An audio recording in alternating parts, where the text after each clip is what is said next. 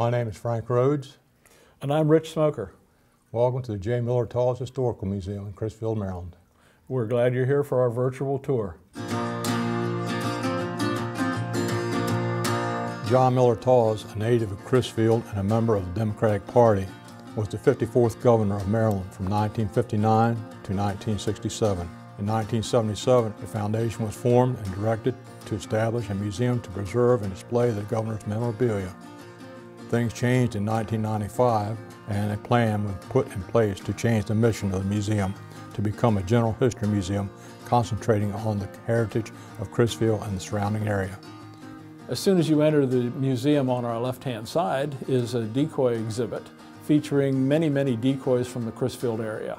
The decoy exhibit actually traces the origin of decoys that were used in this area, starting way back when in developing of the Crisfield style with the Sterlings, and Travis Ward, Lemon Steve Ward's father, are really the ones who advanced the Crisfield style, along with the only black carvers that we have in this area, Pide and Sherm Jones. It goes all the way through to contemporary decoys from people who live in this area right now. We have a number of exhibits here, including the Native American exhibit. It shows a number of the weapons and tools used by the Native Americans. You also see eel pots and an old section of a log canoe. The skipjack was the last type of working sailing vessel developed on the bay. There are only about 20 skipjacks left.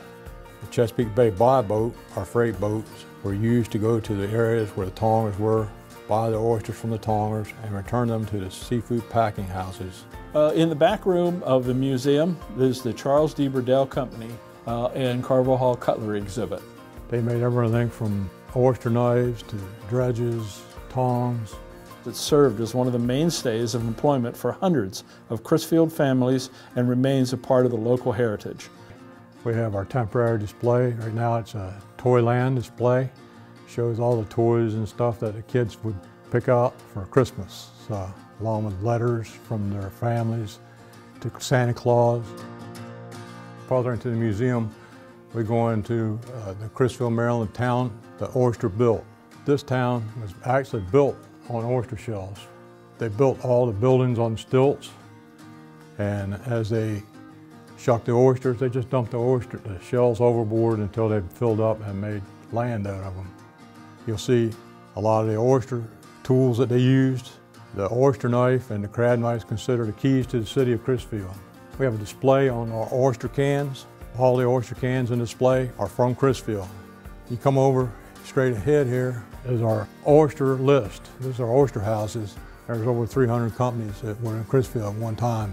We also have packing labels for produce, fish, and turtles. If you go to your right, you see our crab in display. It shows some of our pickers, soft crab packing boxes.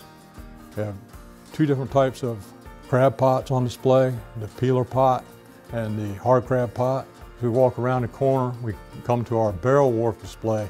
The barrel wharf in Crisfield was the place where all the seafood was shipped from. You see schedules for steamboats, for railroads, menus for what they served on the trains, and pictures of the railroads depots. In our outside display, we have waterman's tools. Shows all the crab pots, the tongs, the dredges. Next to that, we have a working shanty where we show how they shed crabs, and occasionally we do have a few fish in there, things like that, so people can see stuff that people don't see very often.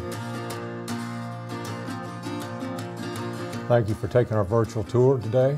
We're glad you came down. We hope to see you real soon.